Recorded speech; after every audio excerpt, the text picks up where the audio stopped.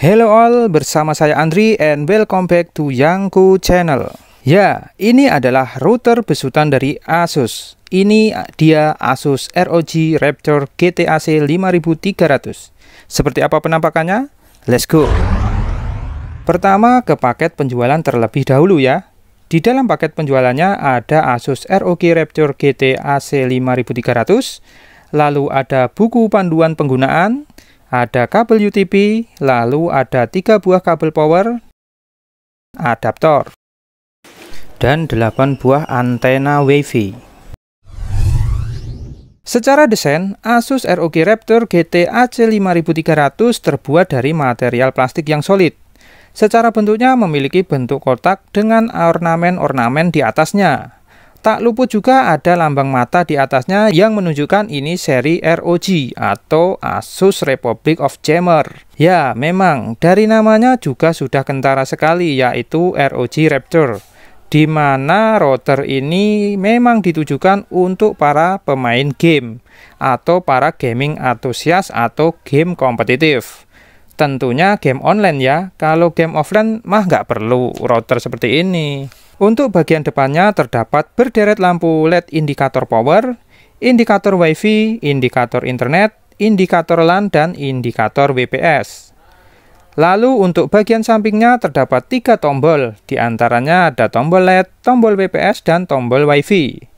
Sedangkan di bagian belakang ada tombol power, port power, lalu ada 2 buah USB port LAN untuk internet, dan 8 port LAN untuk klien. Oh iya, ada juga tombol reset. Untuk spesifikasi, Asus ROG Raptor GT-AC 5300 menggunakan prosesor 64 bit quad-core dengan kecepatan 1,6 GHz, internal storage-nya 256 MB, dan RAM 1 GB DDR3. Dengan prosesor yang seperti itu dan RAM yang besar, tentunya router ini sangat mencukupi kebutuhan traffic data yang besar ya.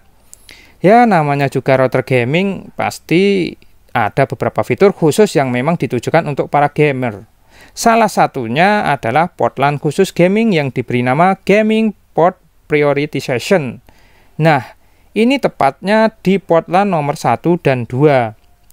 Dan semua LAN-nya telah menggunakan gigabit LAN yang mempunyai speed 1000 Mbps.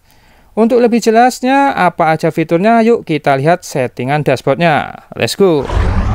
Oke, ini adalah menu utama dari router Asus Raptor GT-AC 5300. Nah, di menu utama ini kamu bisa lihat internet statusnya dan beberapa klien yang terhubung dengan router ini ya. Serta status networknya juga bisa kamu lihat di sini. Lalu kemudian ada AI Protection. Nah, pada menu ini kamu bisa setting network protection. Nah, ini menu-menunya. Dan perlu diketahui bahwa proteksi ini menggunakan proteksi dari Trend Micro yang telah lama bergerak dalam bidang internet antivirus. Dan dengan adanya proteksi ini, networkmu akan lebih aman lagi dari gangguan virus atau hacker ya. Lalu ada menu Game Acceleration yang dapat meningkatkan performa saat bermain game online. Nah, di sini ada beberapa mode yang dapat digunakan, seperti Gaming Port Prioritization, yaitu melalui port LAN yang telah saya jelaskan tadi. Lalu ada ROG First. Nah, ini router akan mendeteksi secara otomatis device kita termasuk ROG atau bukan. Kalau yang kita pakai adalah device ROG, secara otomatis router akan mengutamakan device ROG ketimbang yang lainnya. Ya, secara singkatnya ini VIP lah gitu. Lalu Game Packet Prioritization. Nah, ini ada Game Boost. Jadi secara otomatis router akan ada pada mode gaming ketika dibutuhkan.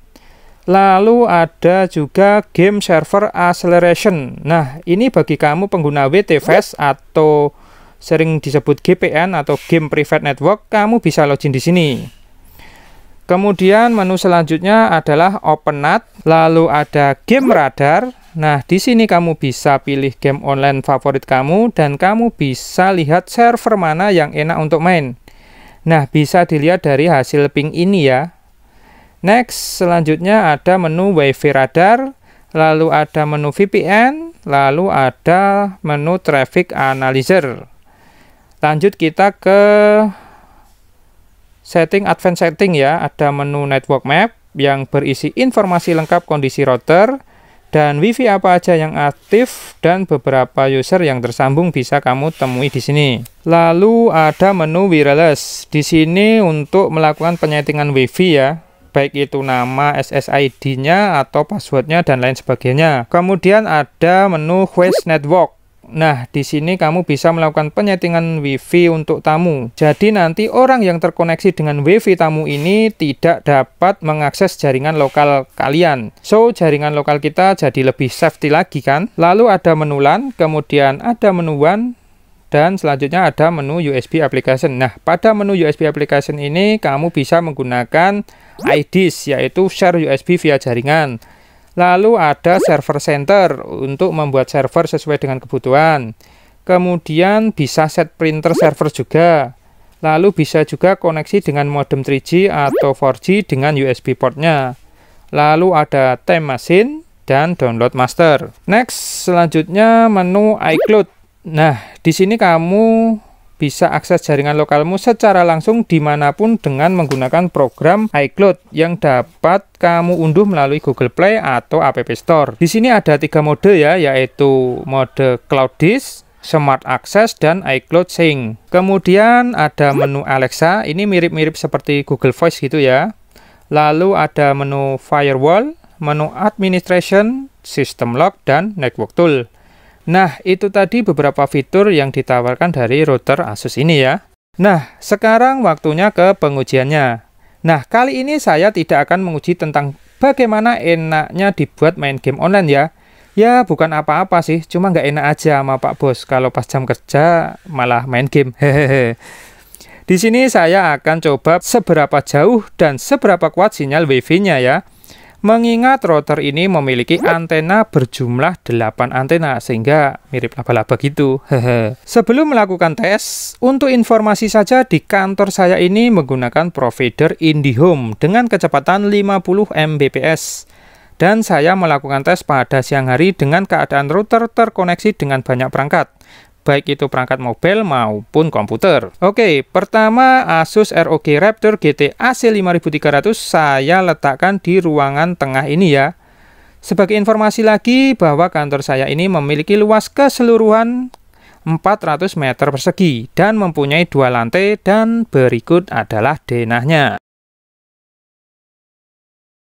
Nah, disinilah saya letakkan routernya. Oke, pertama ini adalah ruang desainer. Nah, di sini saya akan coba tes menggunakan speed test dan mendapatkan rata-rata kecepatan downloadnya adalah 60.2 Mbps dan kecepatan uploadnya adalah 12 Mbps.